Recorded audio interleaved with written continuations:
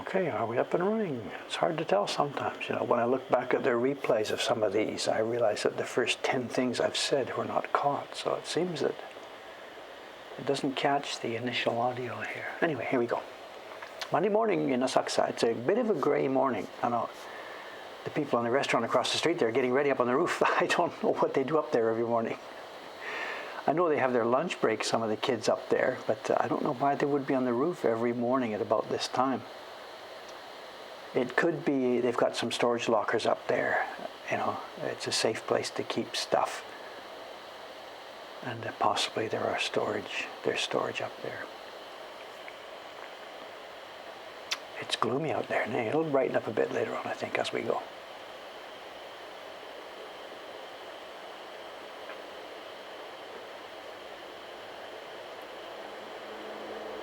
So good morning, good morning. Yeah, we're booked. You're talking about the haircut already. You can't stop talking about these haircuts. We're booked. I'm heading out there as soon as the stream is finished today. I got to get some gear, pack up some prints to carry with me, and we're gone. We're out in Ome today, and tomorrow's the big day. Whatever.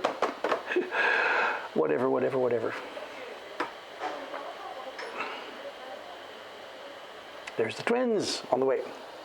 The world is working as it should. Show and tell. Might do this on show and tell, not sure. We'll see. We'll talk about it when we get there.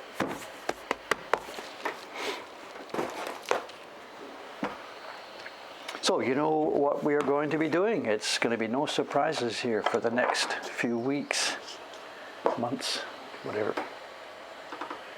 Will I do an Ome stream? No, I'm heading out there this afternoon and I'm coming back Tuesday night. There's too much stuff to do here. It's really, for me now, difficult. That's my home, that's where I live, that's where I'd like to chill out for a while. But I'm so much a part of the production stream here. And those jobs all are happening now in Asakusa. The sizing has to happen here. The setup is all here. I can't do that in Ome anymore. The paper and blocks to the printers. This is one of my main jobs now, distributing the jobs, and that is all done from here. When the prints come back to me, I could do that in Ome, but I need the microscope and the carving bench set up, and I can't move this back and forth. And then, of course, the carving. I'm still a member of the carving team, and we've moved that here. There is a carving bench back there, but not with all the setup, the flask and the scope and all my tools. They'd have to go back and forth. So there's just no way I can spend time back there, You read about these rich people who have houses in New York and Florida and Tokyo and whatever. How do they do it going around all the time?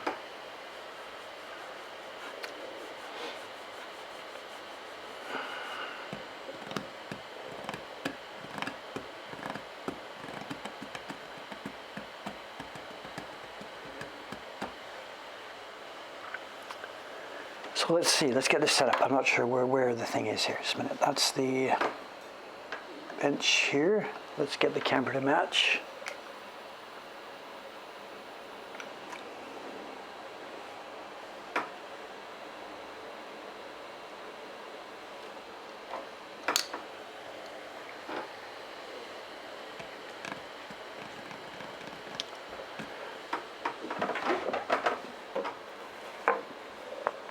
People with multiple houses, they got clothes everywhere, food everywhere. What do they do, Not my problem, obviously, but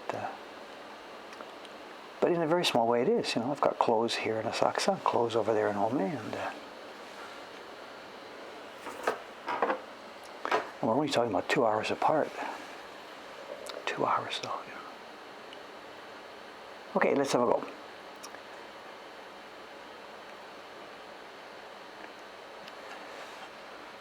See if we can manage to get some work done, in the middle of the various chatting and whatever stuff that's going on. I've got to keep moving on this. There's going to be quite a lot of carving on this, of course, and I've got to get it done before too long, because we need to make a video announcing next year's series, and we've got to see the first print in that video.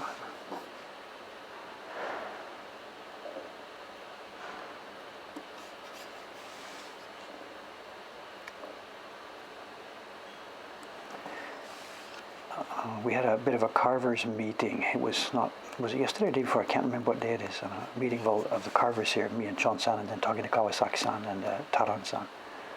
Getting our work sorted out, the carving work for the next couple of months. Assigning all the different jobs. At the moment, Chon-san, he's just now coming up to the end. He'll be finished in maybe today or tomorrow, whatever. He'll be finished the carving of the 12th print in this year's series. So we're going to wrap that up. It's all done now, and he then has to move on to different things. And I'm working here now on the first pair for next year, but we are nowhere near ready for the second pair for next year, which is what Chon-san will probably be doing, but it's not ready for him yet. We're still way early. So he has to jump off our subscription prints and do something else for the next month or so. And he's going to be doing two things. One, he's going to be helping me with the color separations on the Evening Bell print in the 8 Cats. That's the print that we started to do a year ago and got sidetracked on. Well, not so much sidetracked as just simply swamped by other work. But it's not fair to anybody to keep it just sitting there. So he's going to spend a couple of weeks now with me working on color separations for that. He's not going to do the carving. The carving itself will be done by Kawasaki-san down in Kobe. She carved the first 6 blocks for that print, and she'll do the rest of it when we're ready.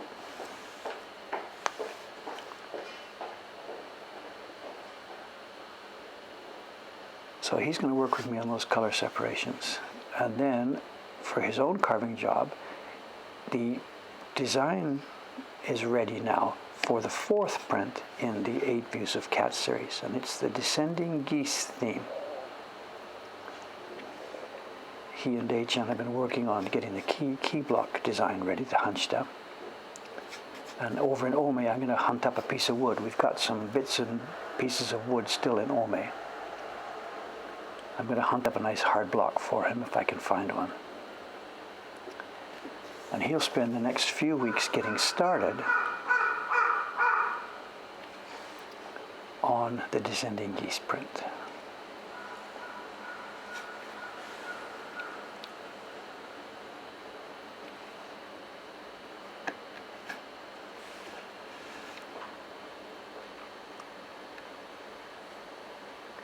And Kawasaki-san at the moment is working on what we think is going to be our New Year print this year, our New Year card, New Year gift print, whatever we call it. It's not really a New Year's card.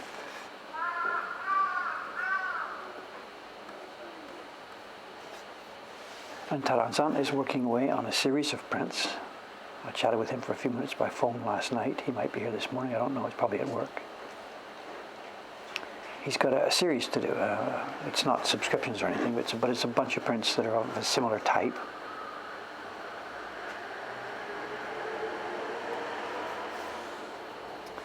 And that'll give him work for the next few months easily.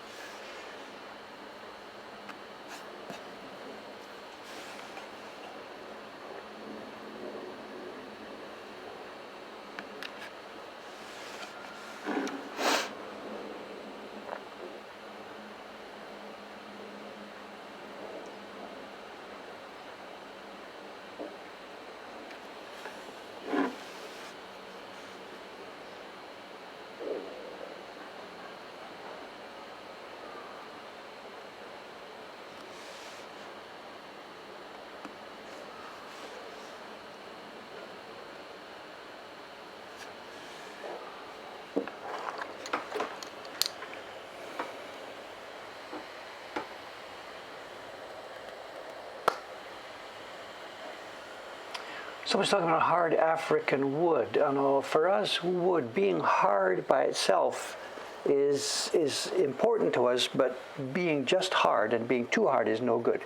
In the early days when I was doing this 30x years ago, I did that. I tried some very hard rock maple, stuff like this, woods that were very, very hard. You had trouble even driving a nail into them. And although it's cool for the carving and the fine lines stay nice, the problem is you can't print with them. So we need a wood that is hard, quote unquote hard, but also absorbs moisture inside it. Because without that, we can't do the printing. It's water-based printing. People that are doing oil-based work can use very, very hard woods. They use end-grain wood. The water doesn't soak in at all because they're using oil. We're using water-based pigments, and it's difficult. If the wood is too hard, it actually doesn't work for us. So.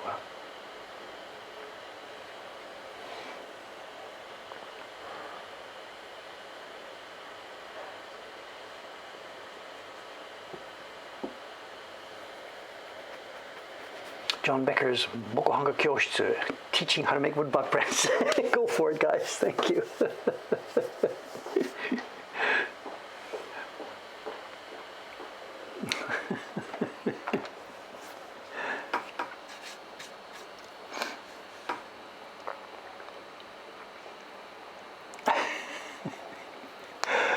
It's so cool having people out there that can and will explain things like this, because there's no way I could explain how this works all the time, every day, in every case. So.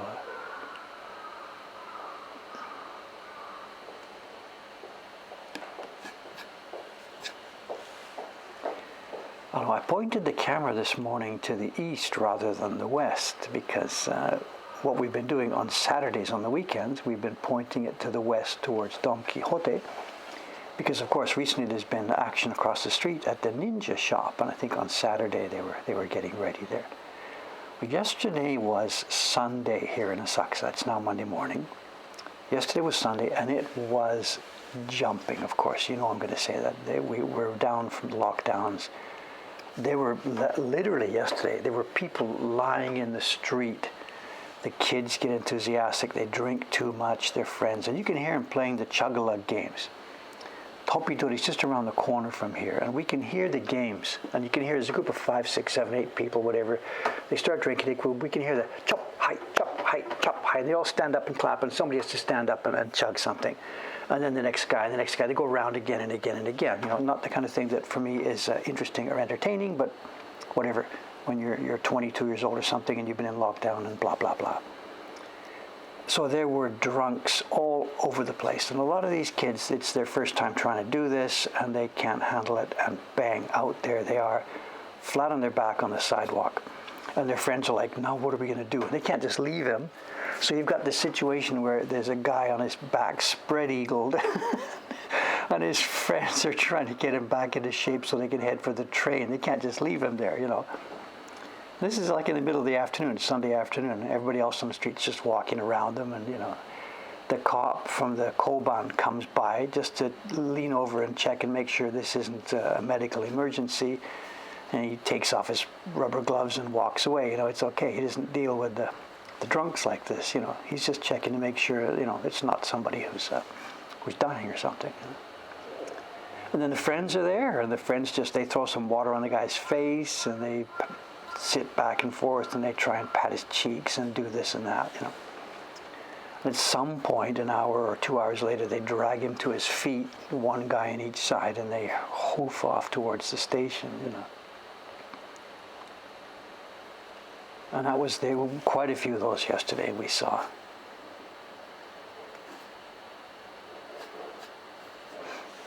But in the middle of it, yesterday, there was a big mystery. We had a big ninja mystery yesterday. You've always, on the stream here, the chat people have been talking about this, that we can't see the ninja because they're ninja. And yesterday was Sunday afternoon. It's their big day. But they didn't show. I was out there in the morning at about whatever time of people get set up and stuff, I guess 10 o'clock or something, 9:30, 10, whatever, I don't know. And the street was starting to get busy Sunday morning. The activity was starting to come, boom, boom, boom. And I was standing outside here enjoying the sunshine yesterday. Ninja people weren't there yet. I'm thinking, boy, they got to get going. It's Sunday. What's happening, And a family came down the street from the station. And the father's watching his phone. He's, where are we? Looking for a location. And Mom and the kids are trucking along. And they get to this place. They look at me, and I'm just like, okay, whatever. And then they look around, and he's looking for someplace. And then he notices it, the ninja experience. He notices the flags. That's it. They found it. And they walk over there, and there's nobody there.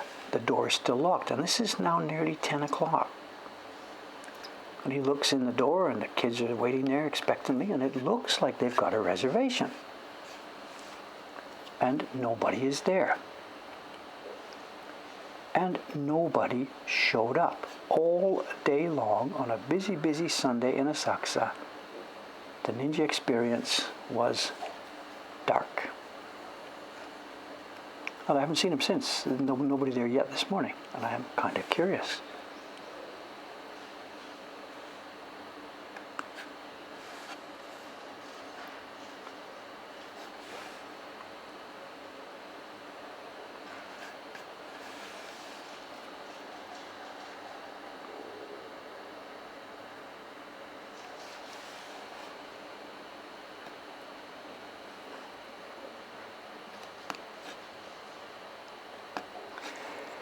These little shapes, these are tough. They're on the absolute limit of what you can do making shape. They've got to have a little brush shape.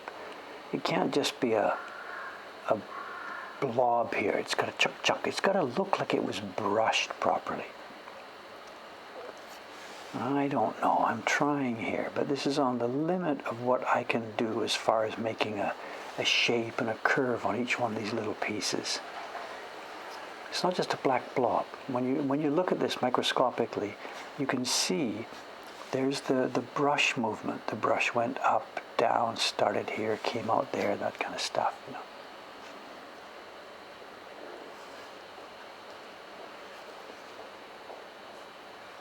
And I don't know. We'll see when we're done. We'll get a close-up view of it once I'm done. But I'm not super optimistic about doing a wonderful job at this. I was talking to Taran-san last night. The job he's doing, it's an enlargement.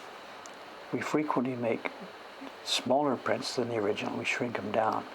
But he's working on one that's the other way around. We'll talk about it later during show and tell. He's working on an enlargement. And that brings a different set of problems, It's easier to carve when it's larger, but what you're doing is when the previous carver carved it so small, he wasn't able perhaps to get the nice taste on the things because they were so small. And they're a little bit ugly, the lines. But you can't leave the lines ugly once they're blown up to a larger size that everybody can see easily. So Taran-san is having to be a bit creative here. What is sort of an ugly scratch in the print he's carving, he has to turn into an attractive line. We'll see an example at show and tell.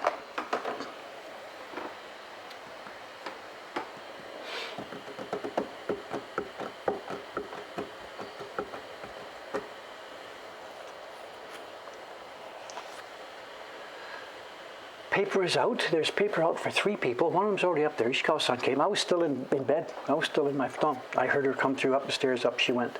I had her paper out. I get up at my bladder alarm rings me 5:36, whatever time it rings. I go upstairs. I do the toilet. Go upstairs. Take the paper out. And 3 people out today. Ishikawa-san, she's finishing off, I think, today, her group of the November print in this year's subscription series. And the bench next to her, Rei-chan, is also trying to do the same thing, but they want the same blocks today. So Rei-chan has a second job. She's working 2 jobs at the same time. She keeps them both in the freezer. And if she has trouble with the blocks with a neighboring printer, she just uses print B instead of print A. So she's working on the ski print from the Japan Journey series. It's a February print to Japan Journey. And then Sugu-san is coming, and I hope she's going to finish today the Evening Rain, the cats, the bonsai, the cat with the rain on the bonsai. Because there's back orders. There's like a dozen orders for that now. And then Ayumi-san will be here in the morning. So anyway, 3 people up there today, and the paper is all out.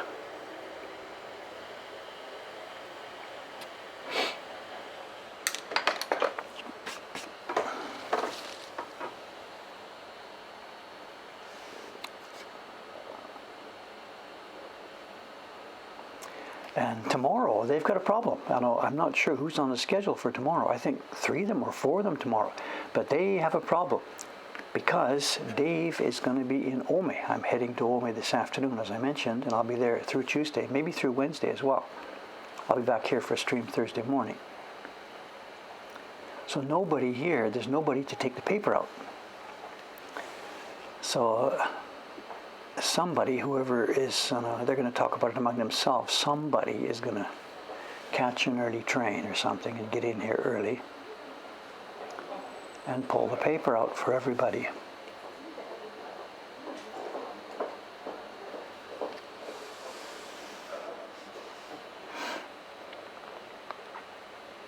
There is another way that they can do it, and in fact, Ishikawa might do that this afternoon. She won't tell me about it, but she might do it.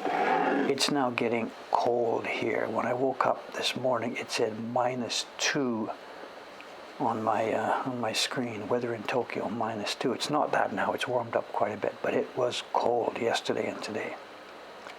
So if she's down to her last color and the job is almost finished today, that she needs to finish it off tomorrow, and nobody will be here to take paper out of the freezer, she will almost certainly just leave it out. She'll leave it on her workbench. There's no danger at all. If she's nearly finished anyway, it hasn't been a long, hot process during the summer. There's no way she has to stuff it in the freezer for that last day. It's not as though it was on the edge of getting moldy. It's nowhere near that case. So she will just leave it out tonight so that when she gets here in the morning, it'll be ready for her, ready to go.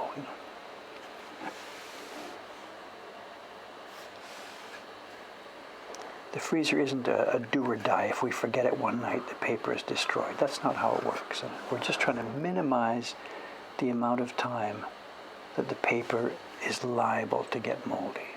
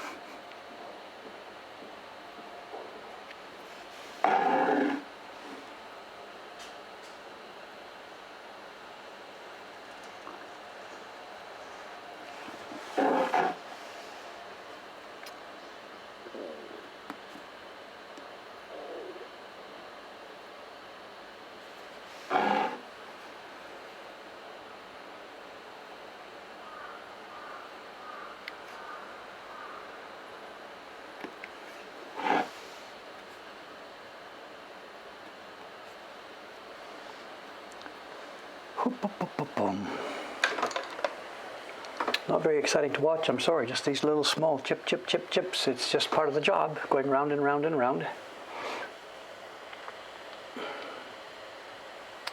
An automated paper taker outer, yeah, so.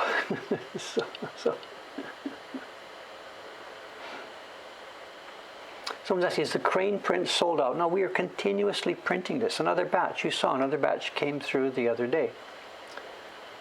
The web page should be open.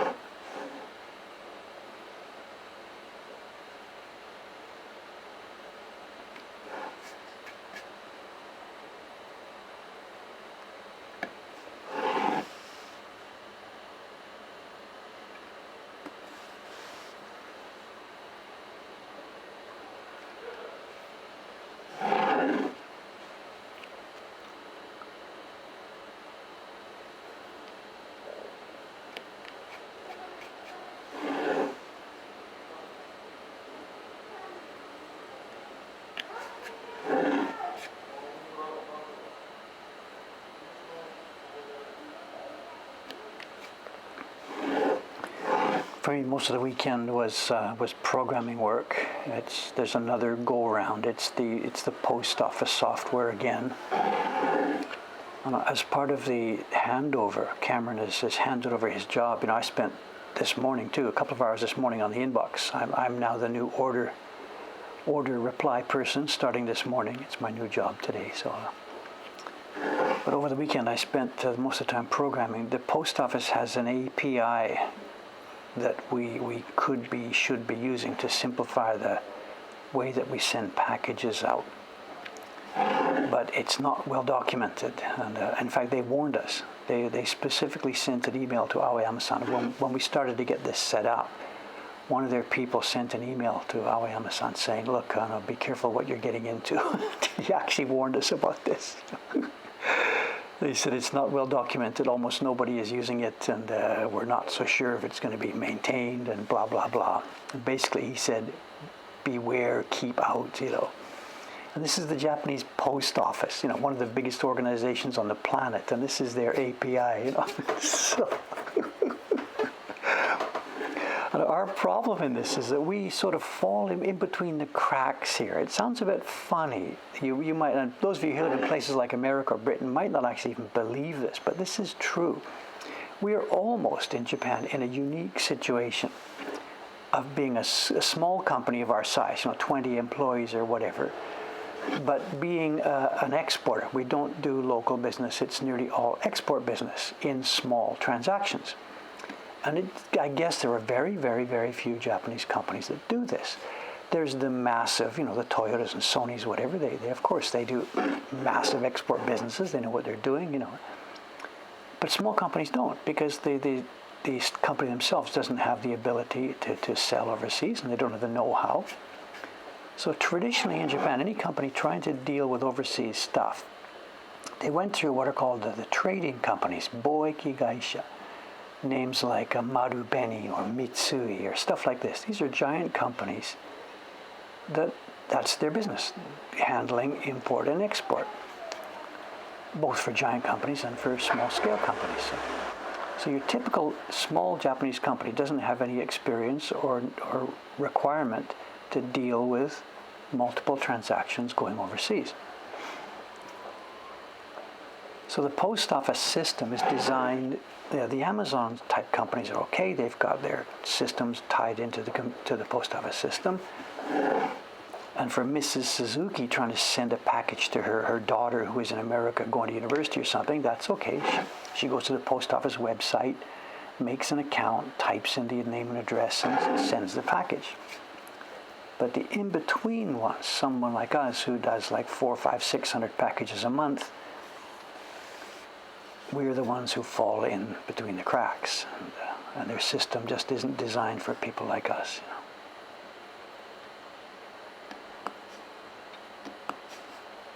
And it's a chaotic mess right now. This is Cameron's nightmare. So if he's in this chat or something, whatever, he'll tell you. This is what he has nightmares about every day: the post office software. So I spent the weekend trying to read the manual and understand what's going on. And at one point I got stuck. I'm semi-reading in Japanese using translation software where I don't understand it, trying to dig through what this says. And at one point I got stuck in this manual. I took it upstairs to the print room. Ishikawa-san was there. I went to her break and asked her, "Look over here, what do you think this says? And what's this all about?" And she reads it and reads it again and reads it again and looks back at me and says, I don't know what it's talking about. Incomprehensible even to Japanese people.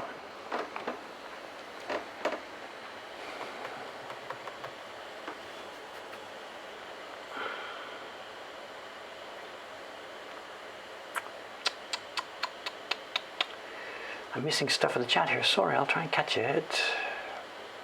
If you're watching this at 160p, yeah, good luck on that. So, good luck. Good luck. We're broadcasting at, whatever, it's a 1080 stream at 29.97 FPS. The 1080 stream. But what you're seeing, I don't know. So,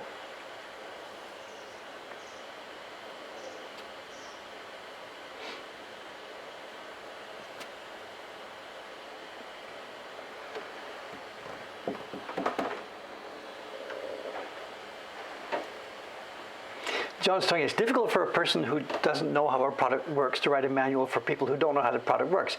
In itself, that's fine, but now do that in a different language. And we have experience here. In the first few years in Japan, we came in 1986.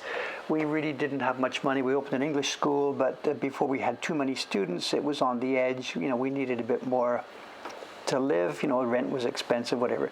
So my then wife, she started doing translations from Japanese to English. There's lots and lots of people available to the way around. So she took on a job doing translations, Japanese to English. And she did the raw translation, and I did the what do you call it, the touch-up, fixing, making the English nice. She's not a native English speaker, I am. So, and we got lots and lots of work doing that. We've talked about that story before. We were overwhelmed with work, the fax machine, blah, blah, blah, blah, blah. But one of the main clients she got was a translation company that had a contract with the Olympus company, as in Olympus cameras and stuff like this. And we did for, I guess it was 3 years, kind of 1987, 88, 89, till we logged off that. She and I together, we did the English manuals for all of their medical equipment. We're talking endoscopes, cystoscopes, or all these things, whatever they're called. And they sent her the Japanese manual, bang, as it is, and we had to come back with an English manual. And we got sort of good at it over the years because the same things repeat. You don't know what it means the first time around, but once you get a handle on it and you learn how the inner workings of an endoscope cleaning machine work, then you're in on this. So if you have had an operation with an Olympus endoscope in 1990 or 1991 or something, and you're in a hospital in America using that Japanese tool with its English language manual, I probably wrote that. So, I don't know. I mean, there must have been other people working on the stuff as well, but we did so many of those. All of their medical equipment line passed through my desk there during that period,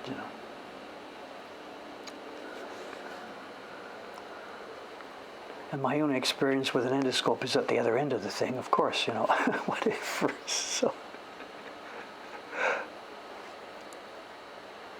and it was funny. One of the medical checks I had somewhere, was this 5 years ago, 6 years ago? I can't remember.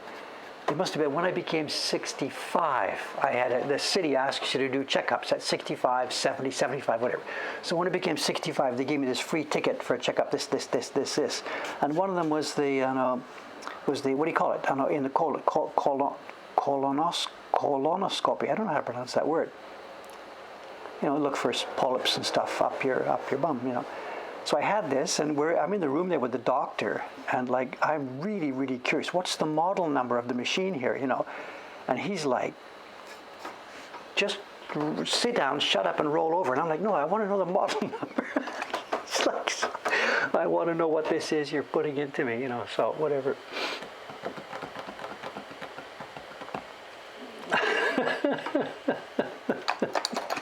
It's true. I'm not making this up. I imagine those machines have all been retired now. We're talking this is now 30 years ago, so there must be completely different machines on the market now, Whether they have copied and pasted any of my English from that stuff, I don't know, And it was hugely stressful with my wife because she's not a technical person. She's trying to understand the Japanese here, but she doesn't understand how machines work. Dave has been a bit of a geek all the way along, so as he's translating this manual, he of course is understanding or trying to understand how this machine works.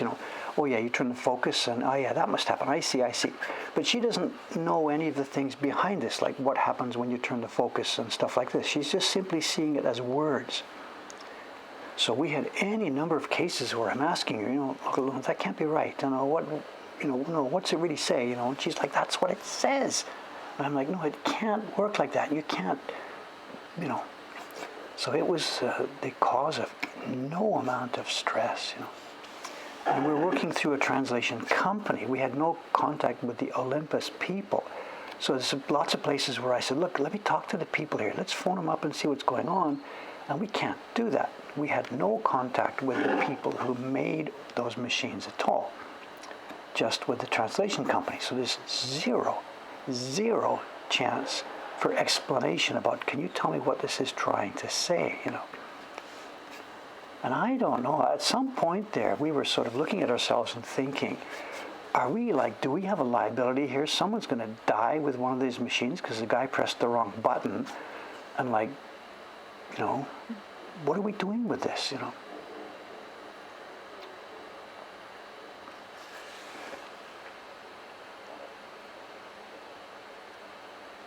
So maybe I shouldn't tell this story, actually. Never mind. Nothing happened. I didn't ever do that. That was a lie. I don't know. We've got the files, too. I've got all the, they're not computer files. They're little 3-inch, 3.5-inch little hard-cased floppies. And we didn't have a computer. We had a machine called a Sharp Shoin. It was a Wa Pro, a little electronic word processing machine. It's a keyboard on a little tiny display, and you stuck these little discs in there. It ran something, MS-DOS it ran, I think. We're talking 1987, 1988, somewhere around there, There's nothing else available for us,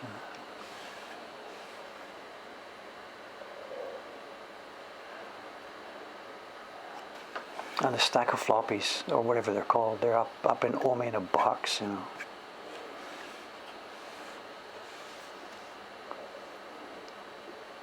So if we need copies of an endoscope manual from 1987, they're on file here.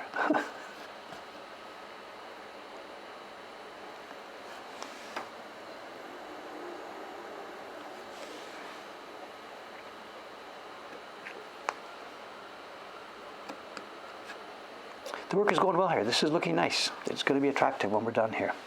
This is going to actually look like tumbling water. Looking good, I think. You'll see. I'm sorry it's at such small scale, That's going to be a story this year, A lot of the stuff we're carving this year is going to be at small scale.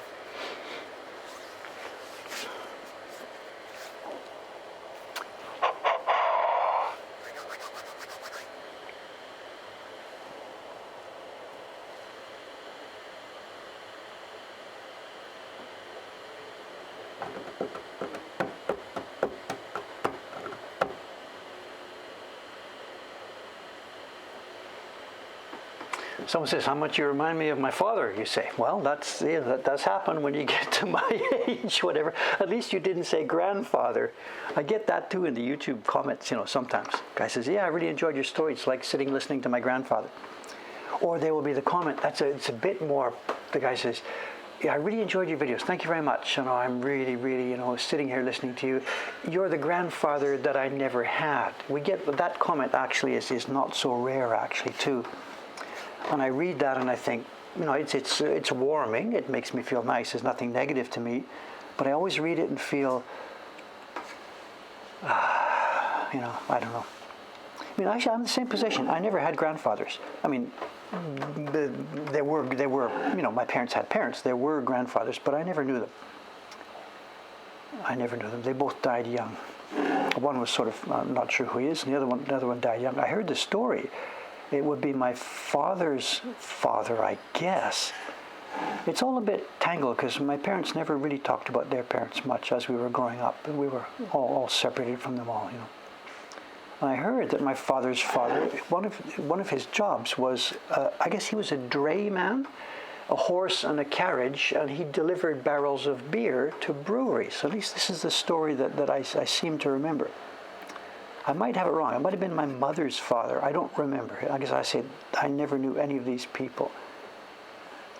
I think it was my father's father. I'm not sure. And the story I get is that he died fairly young. He's this big barrel-chested man hauling these barrels of beer.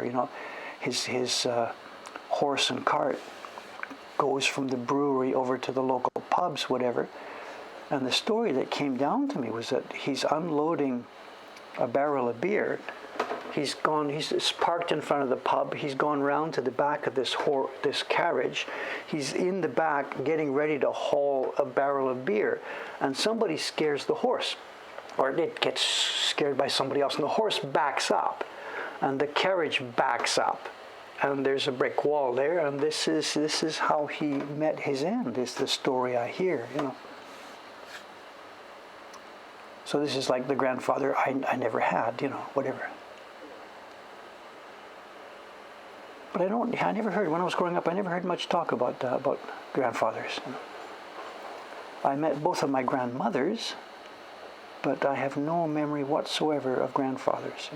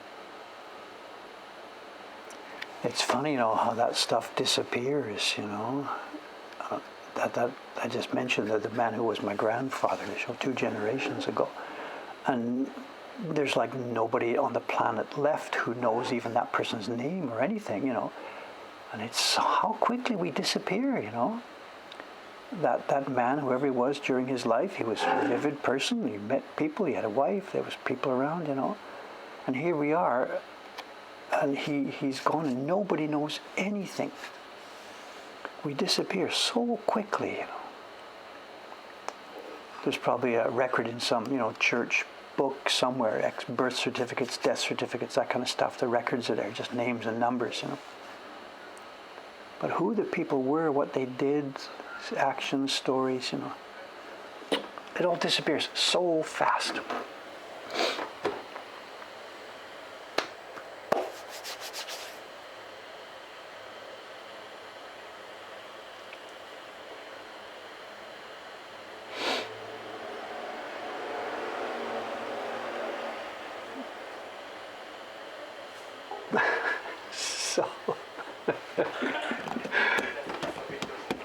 Is my mother here? No idea. Ask her.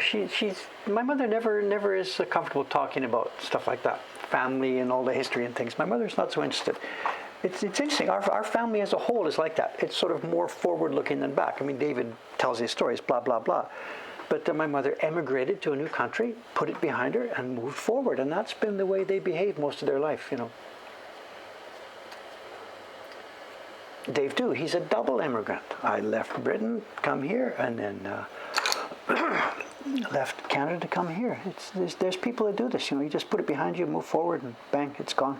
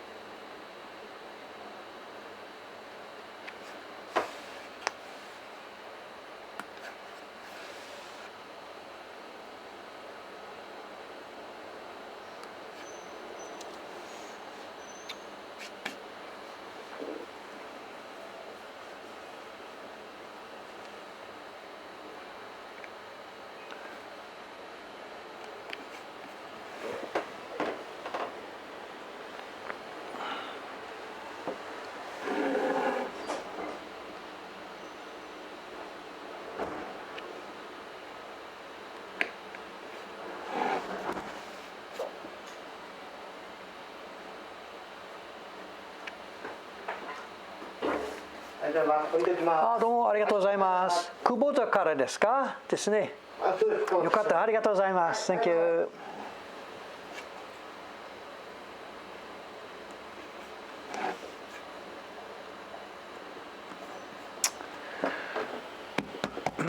That's a conundrum. That's from Kubota-san. It's a package of woodblock pilgrimage prints that I'm supposed to take to Ome. I was hoping they'd come yesterday. And in that case, I could have done the embossing on them last night. And now I could have taken them with me to Ome this afternoon. But he's not a day late. There's no schedule with this guy. I was just hoping they'd come yesterday, but they didn't. They came today. So I'm supposed to take these with me to Ome. But they're not embossed. I have to do the embossing on them. Let's just keep going.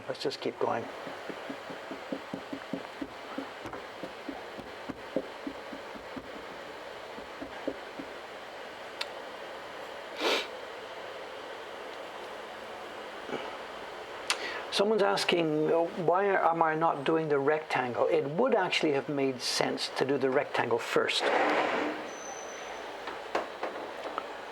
It would make sense to do that, actually. And then once you're within it, you can work safely up to that borderline. As you see, I had to do a part of the rectangle here because I needed to get close to it. It would have made sense to do it first. And if you'd been here a few days ago, we talked about this. There's a special knife used for carving straight lines. Actually, it's not a special knife. It's a way of sharpening your normal knife. It's just simply, instead of having a quite acute angle here, the knife itself has much more of a obtuse angle, and also it's got no sharp point. We'll see next week. I'm going to bring it back for a moment. We're going to have lots of chance to see this both next week and during the course of this year, because almost everything we carve this year is going to have an outline on it. So believe me, you're going to get lots of chances to see it. But yes, it's a knife, and the main point of it is that rather than just the tip being in the wood, when just the tip is in the wood, you've got freedom to turn corners and go around without breaking it. But if you imagine if the knife is something like this, if lots of metal is in the wood at the same time, then you can't turn corners. You can't go around a corner. You're stuck moving in a straight line. So having a knife sharpened at a much more obtuse angle helps keep things in a straight line. I could do it with this knife, but it's much easier and much more practical to use it with a knife sharpened at a more obtuse angle. And if I was a real with-it carver here, I would have the box next to me and have one ready here next to go. But I haven't. My knife sharpened that way is over in my box in Ome. That's what we were talking about earlier in the stream, moving around and having different houses.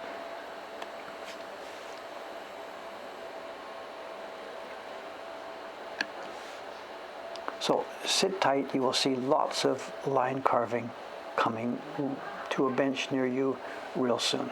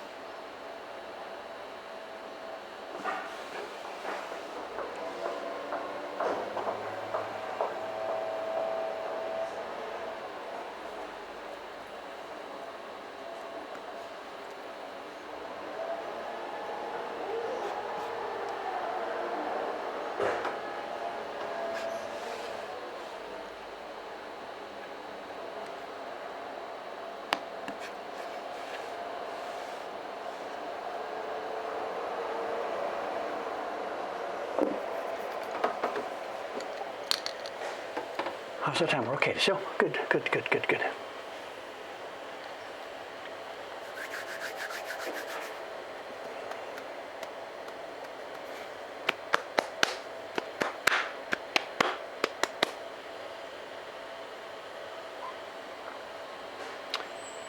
Is that a couple of loose dogs? That doesn't happen around here. Somebody must be walking them to show.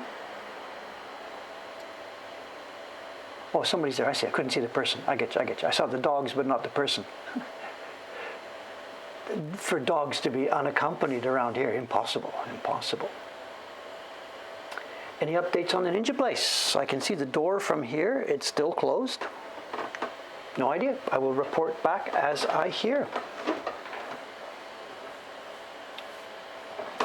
The address of our shop. It's easy. In English or Japanese, whatever.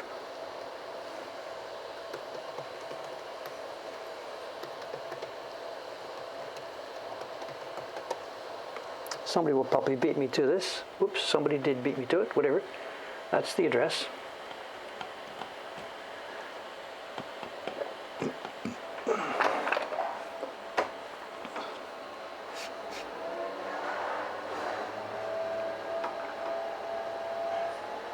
That's the garbage truck for the Korean hot dog place with his new sound effects, all the glass.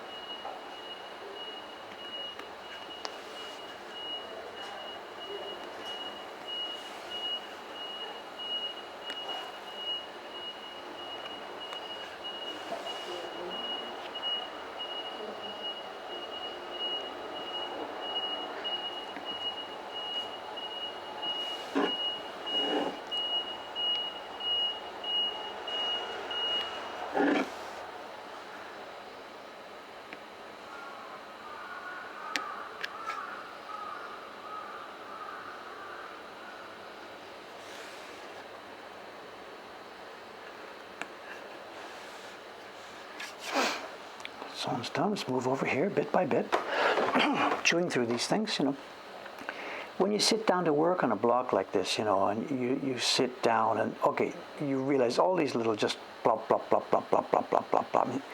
Like, this is what I'm going to spend the next couple of hours of my life on, just carving funny shapes. Like, why am I doing this? Lasers could do this, blah, blah, blah.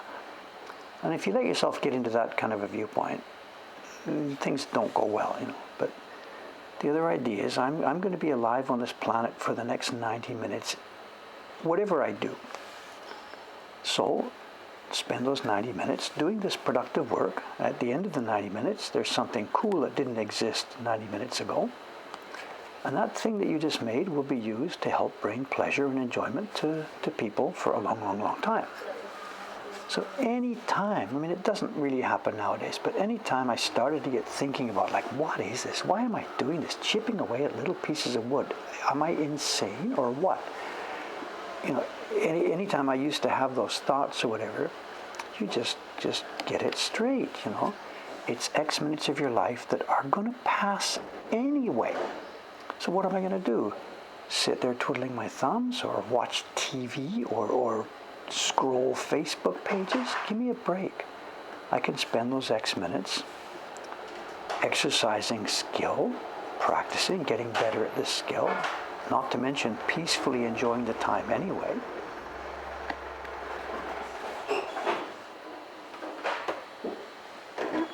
I can't quite see it. I can just see the front of the truck. Is that our Oshibori guy? Yeah, I think so.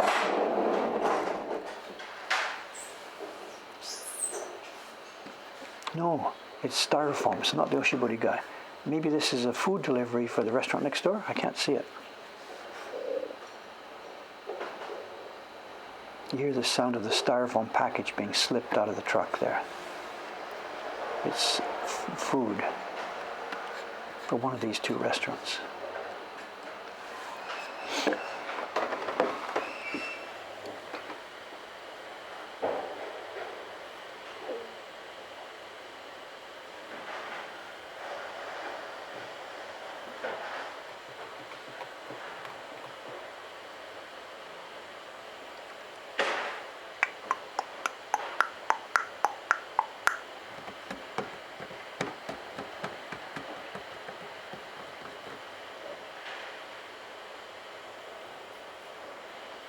How long will it take to finish this carving? Roughly. Well, I'm not going to finish it roughly. I'm going to finish it quite carefully.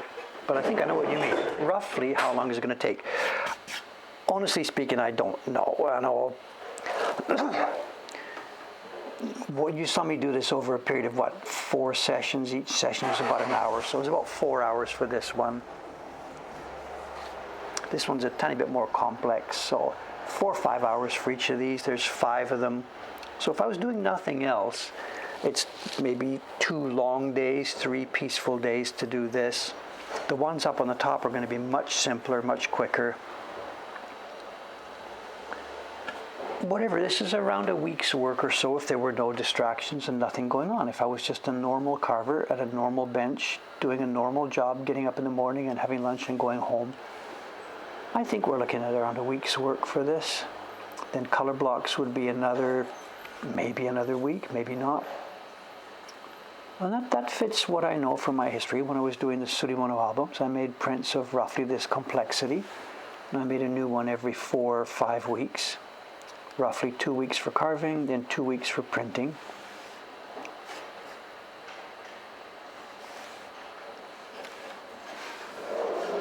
So if I was completely alone in this workshop, just, solo craftsman, I could have this thing done in a month easily, start to finish. And we're not talking about long days, they're just normal, peaceful days,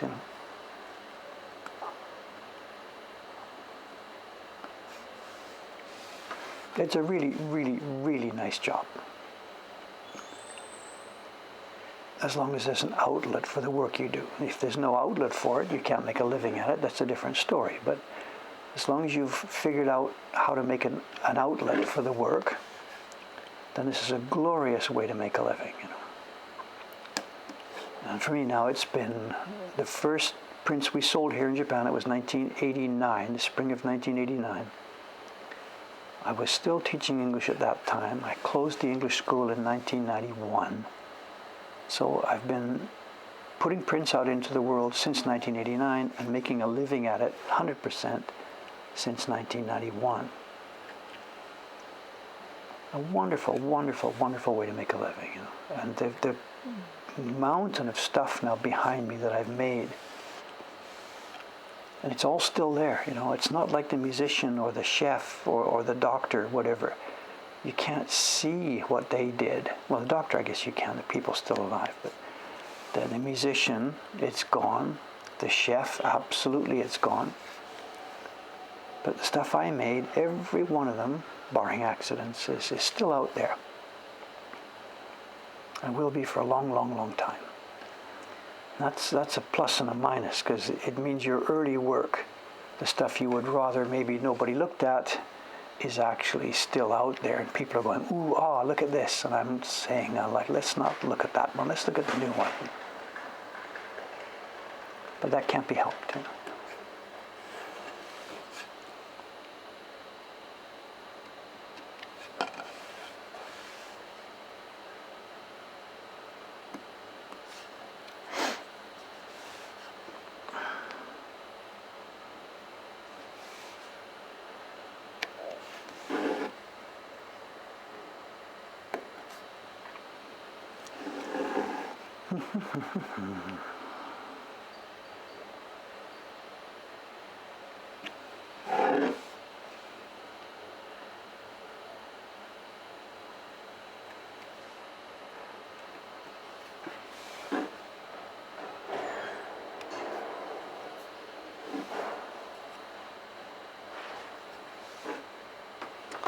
Okay, I get nervous about the time now. I don't have this buzzer. 9:04, we're okay, 10 more minutes.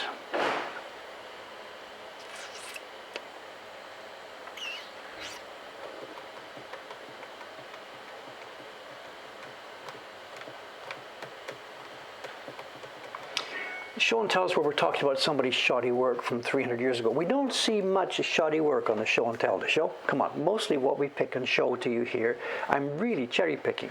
The things that I've collected are wonderful prime copies for the most part. There was bad work done. The human beings are the same, you know. There were people doing careless work, wonderful work, and most of it was in the middle.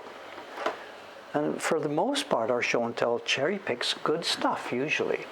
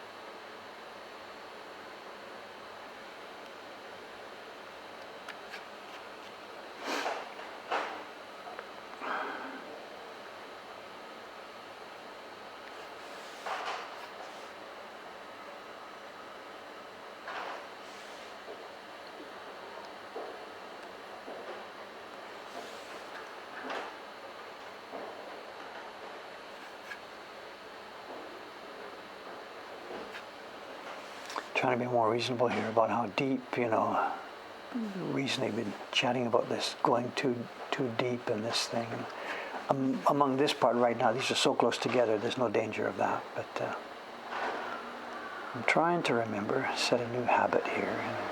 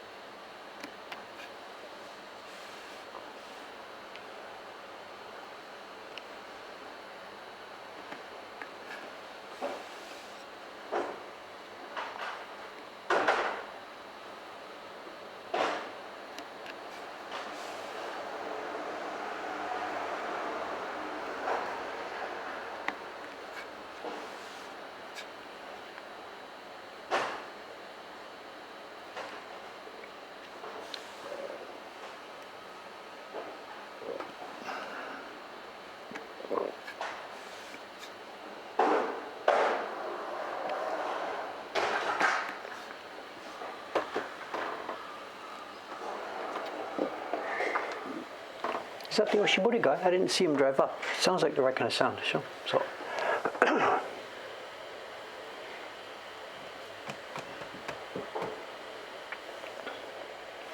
Someone's asking why the wood seems wet. I don't think it's wet. I'm not sure what you're seeing.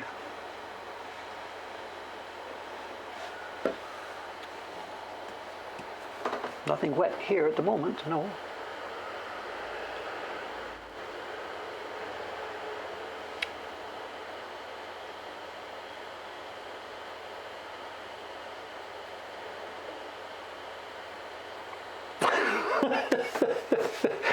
The English manual for the Olympus colonoscope CF type EI. I don't remember that model number. I don't know. I don't know. They're probably all, I never thought about that. Those things are probably online, right? There are companies that have manuals for everything. I've done that myself. Looked up the manual for one of my handycams. I couldn't find mine. Just get online, look it up, and the manuals are there. I never thought of that. That stuff is probably online. My God, I shouldn't have told you this story. I gotta look some of those things up. They can't be in use anymore. There's no way people are going to be using 30-year-old technology these days. But I never thought of that,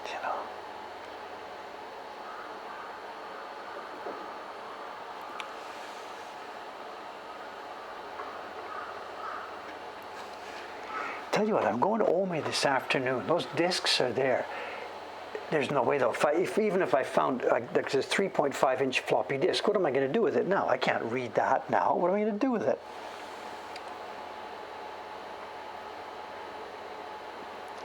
Like, I need that waste of time.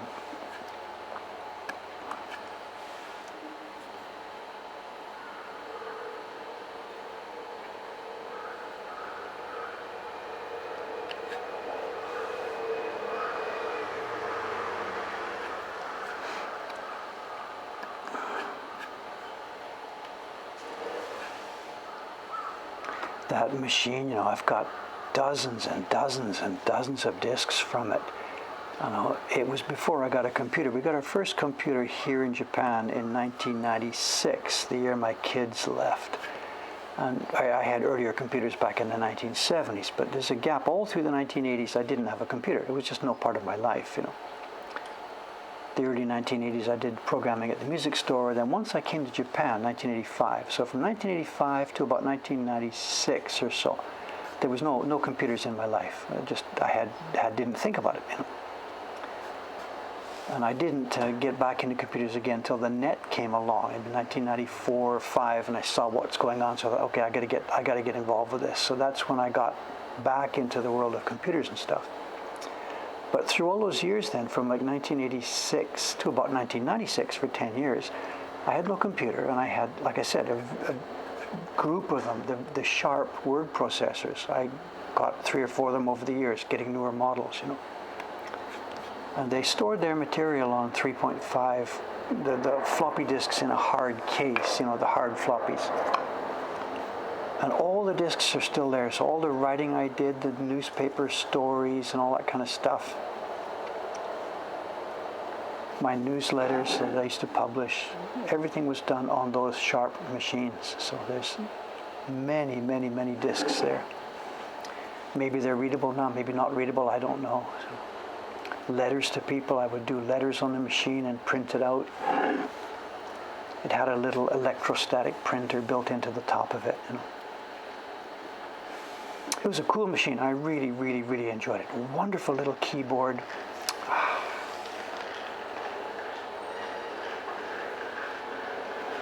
I should have kept it just for fun. Should have put it in the closet.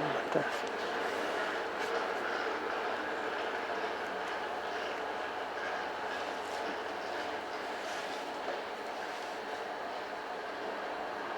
wrote a book on it too, actually. So.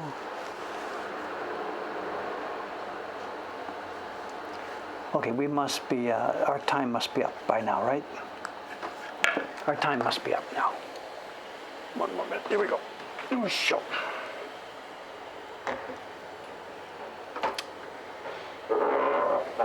Yeah, the discs degrade. I really don't know. I suppose I could find a floppy reader. No idea, but.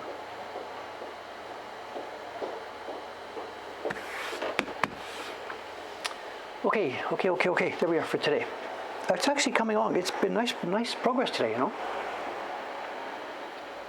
I've been noisy chatting with you guys, but actually I've kept that work here. I didn't quite get all that funny wave stuff finished. We're now almost finished tossing waves. It doesn't look like anything at this stage because all you're seeing is the chopped away wood. But believe me, once we can sort of simulate it, you know. If I get a pencil.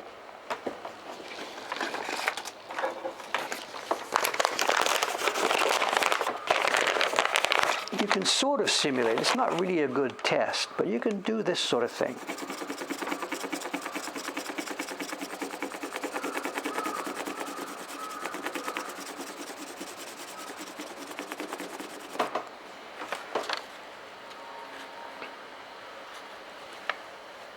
And there's our wave pattern. Oops, that's all we're going to get there. And the part we did the other day, you know, the bamboo.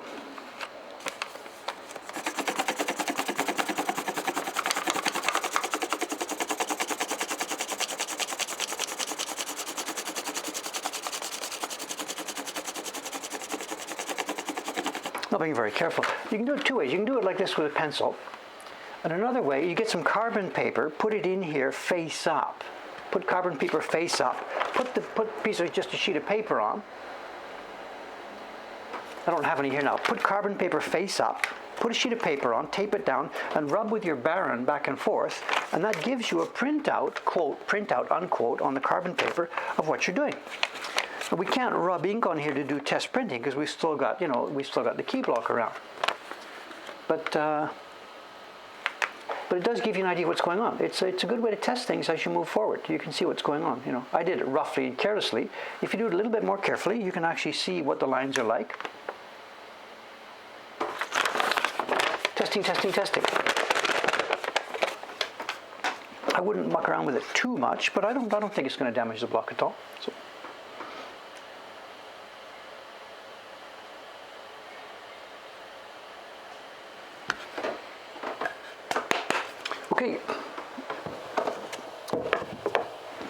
Okay, today's show and tell. Today. It's sort of a repeat, but it's not really a repeat. I wanted to show you the background to something. We were talking last week.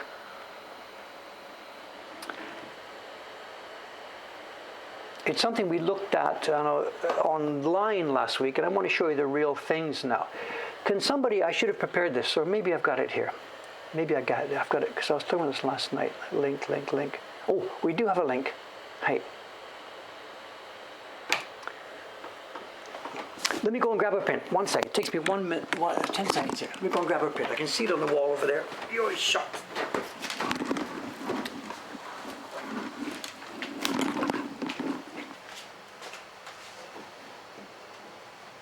You're shot.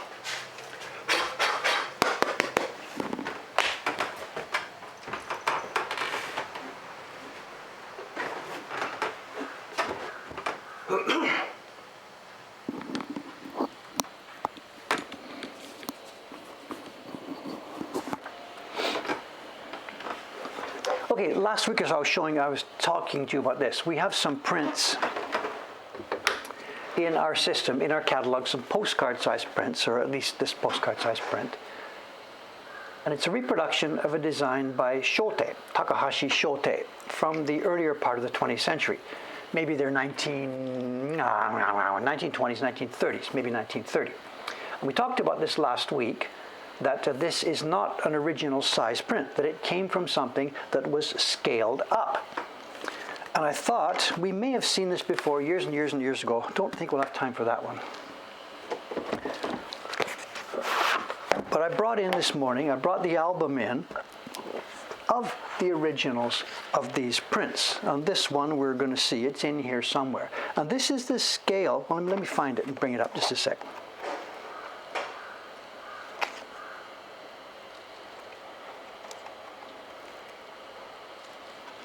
It's in here somewhere.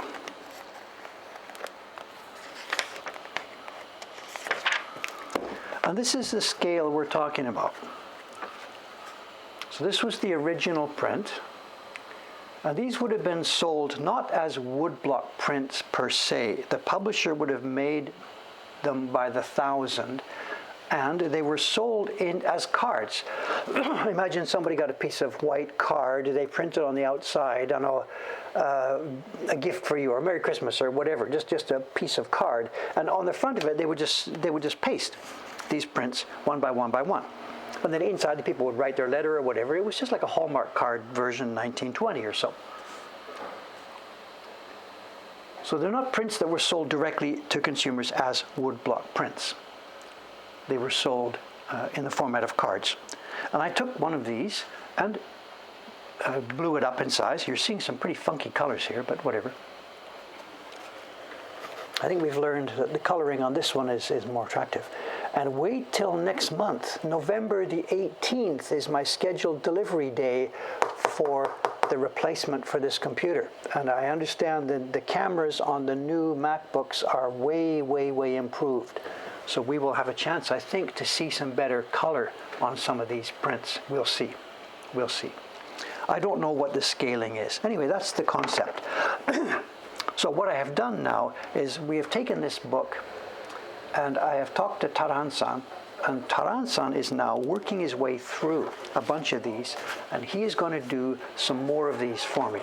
We are going to take some of these prints, the ones that we think are interesting and attractive, and we are going to publish them as woodblock prints. The art name on these things is Hiroaki, and that was the name of the guy, Takahashi Shote. He's the total transition period. In the beginning, he worked as an ukiyo-e artist and designer, and by the end of his life, he was doing shinhanga work. And he's one of the transition people. And yeah, somebody sent Christmas cards. These do indeed, they do work as cards. I bought them all in one big batch from Yamada Shoten downtown, and I remember the day I bought them. The guy was not so happy, actually. It's funny, and I've had this experience twice in that shop, once with these small prints and once with some Harunobu reproductions. I'm in there browsing in the shop. This is pre-internet days. I have no idea when it is, 1991 or something, whatever. I'm browsing in the shop looking for one or two prints to try and pick up, and the guy comes out from the back room. He's been mounting stuff, and he has got these little Takahashi Shote prints. He's got them glued, maybe, I forget, 6 on a card or 8 on a card. I forget what he had done. He got the prints, and instead of trying to sell them one by one, they glued them with a little spot of glue, 6 to a card or 8 to a card, and he then wrapped them up, priced 2,000 yen or something. I forget what the number was. And he brought them out in a box. He put them on the shelf. Excuse me, I move over. He puts them in there. And I look at the first one. I look at the second one. I look at the price. And before 15 seconds have passed by, I just pick them up again. I take him to the counter, put them on the counter. Onegaishimasu. And he looks at me and like he's happy because they sold the prints, but like he's not so happy because all of his work for the past couple of hours has been for useless. And I'm semi-upset because they have glued them down. On all of these prints now, you can see I had to shave them off that board one by one by one. And they've got the glue patch on the back, and I'm... Don't start complaining again, Dave. Whatever, dealers are dealers. They don't care about stuff at all. You know, they just want to buy it cheap and sell it high and just make their money. I get it. I mean, in a sense, Mokuhankan does that too. We buy stuff in the market, our flea market prints, and we put them out. But we would never do something like that. My God, never do something like this. And they are fun. They're hontoni, they're what's the word? I can't say schlock. That's too much. That's too insulting. They are pretty, but they are pretty, you know. It's hack work for a guy like that. Absolutely hack work, you know. And what I don't know is how they would have been made in terms of how many per sheet. Almost certainly they would not be made one by one by one, carving a little block and printing a little block. They would have been made roughly the same way that you see me doing these prints this time around. I don't know how many. 4 up, 6 up. If I were trying to do a project like this right now, I'd probably do 2, 4, 6, I think. But when you've got really competent printers, so you're going for it, you could do more. They could do whatever, 10, maybe 12. But what we're doing right now with this Taran-san is picking up a few of these with my approval, and he's got started. And he showed me last night, I don't know if Taran-san is here. No, he's at school, I guess. And I was talking to you earlier this morning, the question then becomes, once you're scaling up these things, how do you handle the details? And what did we do with that one here? I think we probably pretty much just did it as is. We didn't try and add any detail. If there was a mark on the tree here, I kept pretty much the same mark. And this one works, but some of them don't work like that. Skype call coming in. I can't do anything about that. The microphones are all set aside here.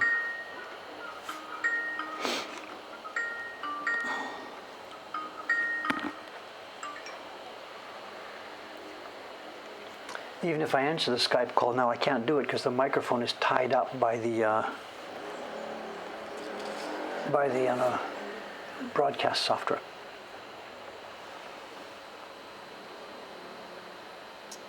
These are nice. They are very, very, very pleasant. Very, very nice. Someone's asking, am I allowed to do this? This is all totally pre-copyright. I mean, pre-copyright. Shote has been dead for, I have no idea. He's been dead for 90 years. Copyright in Japan is death plus 70. He is certainly well out of that range. There's no other publisher. We have no idea even who published these. So there is no question. It's like using old Hiroshige prints. There's no problem with them at all. But aren't they pleasure? Look at this, you know. It's so much pleasure for me. This is the thing we're talking about for next year's series. I don't really care about the fine art. And you can criticize it all you like, but they are just such a delight to have and to hold. You could parody this one. Looks like a face. Is that a face in a mountain? No idea.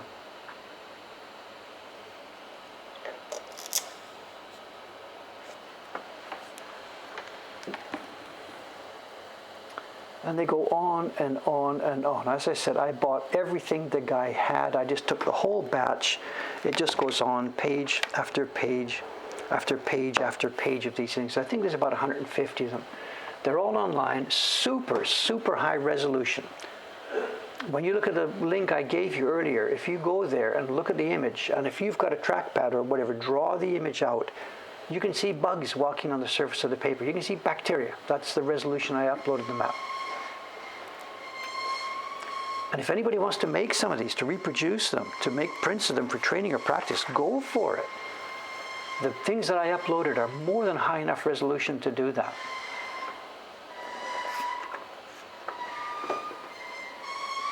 Don Quixote, kana? I guess not, but whatever. So far, only the warbler has been done. We are going to now chew our way through these. Taran-san is working on the next two. I think I'll ask him to do this one, because I like this one. I guess it's not Don Quixote, but it certainly is reminiscent of it. The sound you just heard was the bag lady, her shop. She has a motor attached to her shutter, and you just heard the shutter opening. And it's funny, you know, she's a little elderly lady living by herself. Like, she probably doesn't have WD-40 and cans of oil and stuff. So it's sort of, I think, what I should do. If this was a different environment, what I would do is one morning I'd say, I heard you opening the shutter this morning. I think it needs a bit of oiling. Can I touch it up for you? And she'd say, oh, thank you so much. She'd say, thank you so much. Can't do that here. Impossible. She would get chilly, cold, freeze up. Who are you to complain about the noise in this community? To me, it's just not possible. WD-40 would take care of it, I think. Or maybe that actually needs some grease, but whatever. Anyway, can't be done. Can't be done. it will have to get worse and worse and worse until the point where it jams one day. She will phone the repairman. He will come and charge her X hundreds of dollars to replace the shutter. Japan is a funny place. This one's kind of cool. I can't spray anything at night when it's closed. It needs to be sprayed when the shutter's open.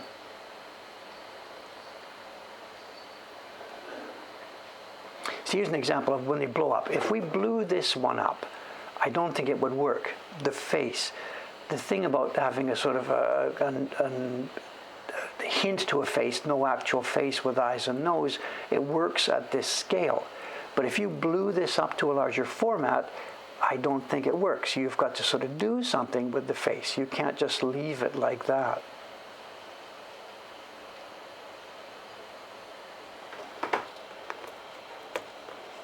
So I don't know. We can try it. Do it Photoshop first, blow it up, and if it looks funny, just pass.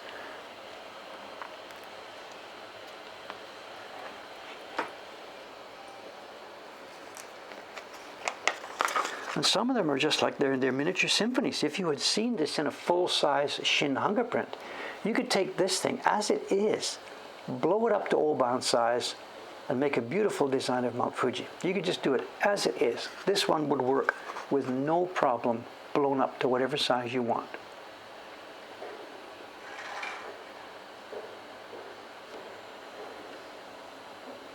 Simple, simple, simple.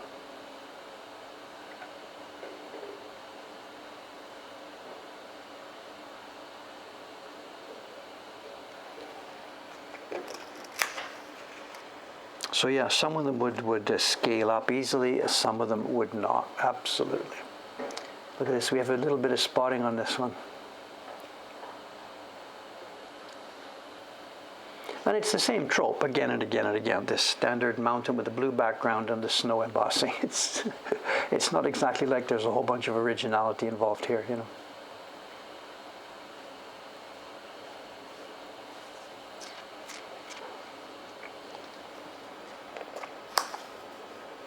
I think that's the end of it there, is it? No? More?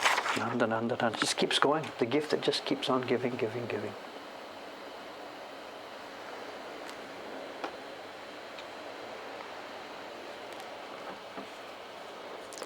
You can see his ukiyo-e roots. This is more of a straight classical ukiyo-e type approach.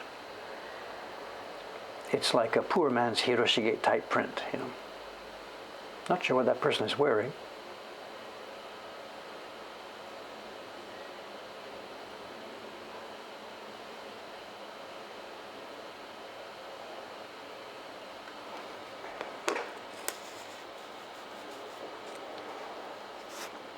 This one would be cool. The printers wouldn't be quite so happy if I asked them to do this one, because getting the back clean and clear. Also too, scaling up this one, I don't know. You get a problem with the bird. The bird is a hint of a bird shape, but if you scale this up, it needs more than a hint. So I don't know. Some of these work and some of these don't work, so.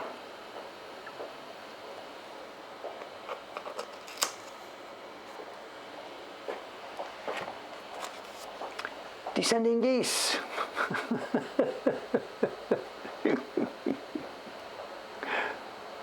It's Asakusa, kana? Not sure.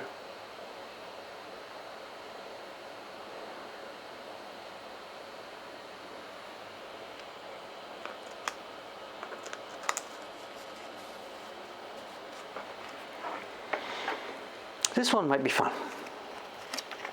Look at this. This one might be fun. This is tough. This would be really tough to print, because what they've done with this, with the smoke here, this is Baren Suji. This is really interesting and really tough. The modeling you see here is not carved.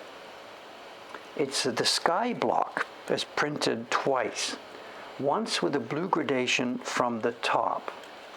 Then it's printed again with a gray gradation from the bottom, with a really super strong Baren, which has got just big, vivid bumps.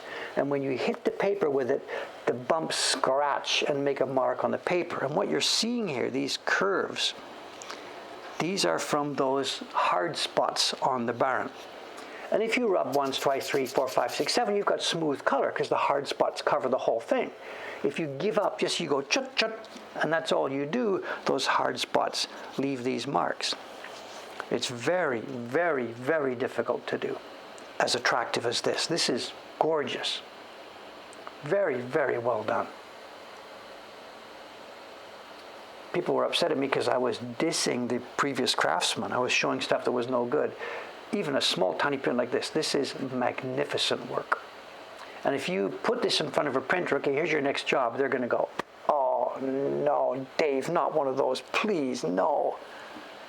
Because it's really difficult to get it right.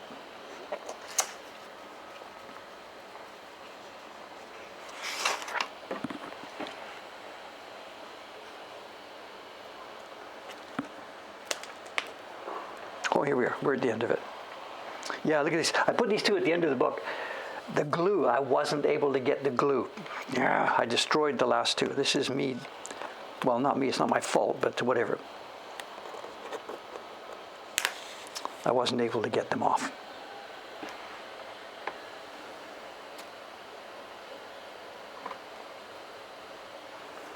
So what we were seeing there, the stairway, it's a fire watch tower, of course. There's a bell up top. He's going up there to ring the bell. I'm sorry, I thought it was obvious what it is. This is not a tower like they have in Oregon and Washington State where people sit up in the tower all day long looking for smoke and forest fires. This is not that kind of tower. It's simply a bell hung up in a high place. And whenever there's a fire alarm, that's it. Up you go, bing, bing, bing, bing, bing, get going, get going. It's kind of late because the fire is already well advanced, but whatever, it's a picture.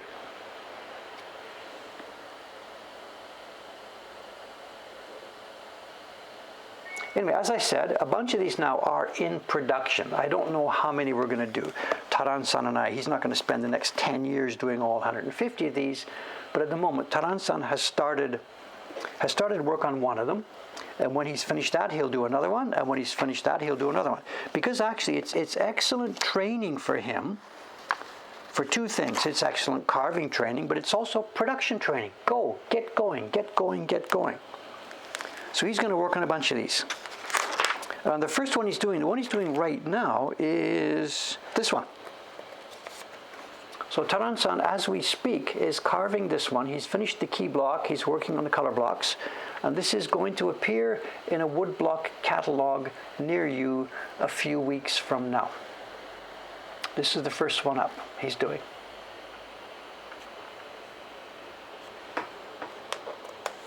And what's next, I don't remember. We've already decided the second one, but I can't remember what we chose. So whatever. We'll have to just, we'll get to it later. Okay, that'll do. That'll do, that'll do. It's Monday. I am now off now for 3 days. I'm heading out to Ome in a few minutes, just after lunch. I'm heading to Ome. And next time you see me again, I'll be 10 kilograms lighter. Guaranteed.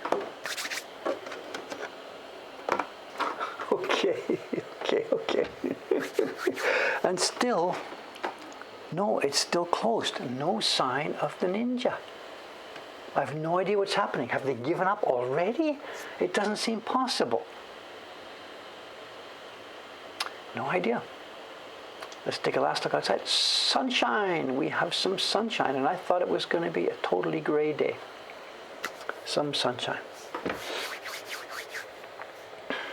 Okay, see you later. Thursday morning from me, Wednesday evening for most of you. It'll be another carving stream for sure. See you then. Thanks for watching, and bye for now. Nobody's going to walk by. Nope, no last guest here today. Okay, shut her down. Bye for now. See you soon.